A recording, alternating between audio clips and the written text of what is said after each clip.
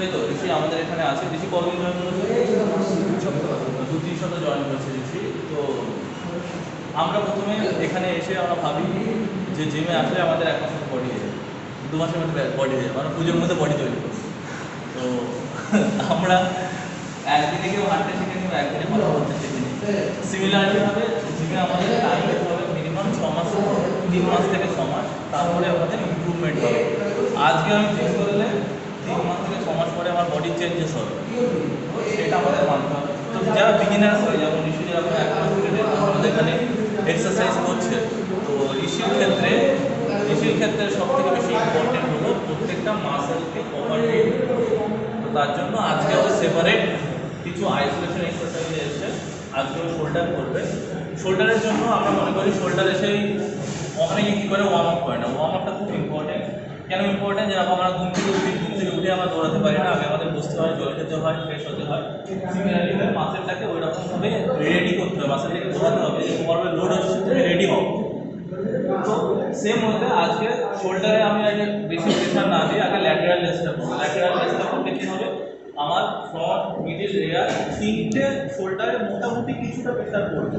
Actually lateral rest করলে আমার middle শোল্ডারটা বেশি পেন হয়, কিন্তু আমি ল্যাটেরাল রেস্টটা যখন করবো লাইট ওয়েটে মিনিমাম 30 থেকে 40টা, তখন আমাদের শোল্ডারে প্রেশার আছে, শোল্ডারটা রেডি হয়ে যাবে। তো চল ল্যাটেরাল রেস্টটা করা যাক। তো এইভাবে তুলে আমি এই ওয়েটটাকে শোল্ডারের উপরে করেছি, ঠিক আছে? আমি এলবোটাকে শোল্ডারের উপরে রাখবো, ঠিক আছে? যতটা হয়। আর হাত আমি এরকম করবো না, হাত আমাকে এরকম সোজা রাখবো না, হাতটা শেষে এই তো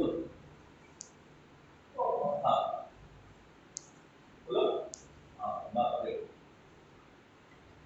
তো এটা হলো ল্যাটেরাল লেগ। এই সমস্ত মাসেলগুলো আস্তে আস্তে রেডি হচ্ছে এরপরে শোল্ডার মারবে।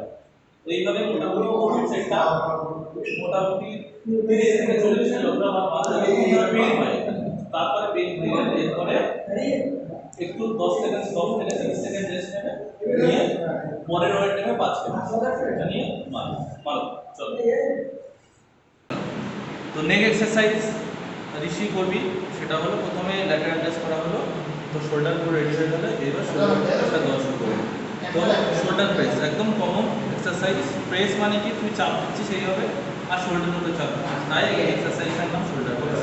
কিছুই না, ডাম্বেল দুটো উপরে তোলো, এভাবে তুলে ডাম্বেল দুটো করে কানের পাশে জাস্ট নাও, কানের পাশে, হ্যাঁ আবার সোজা করো।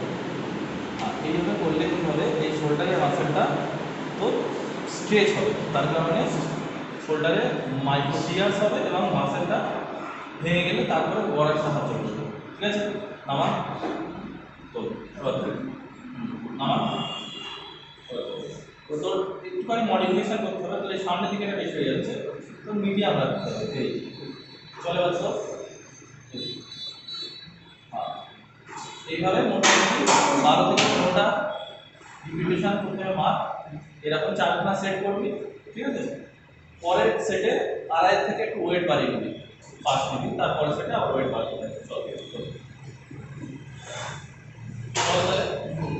এভাবে করা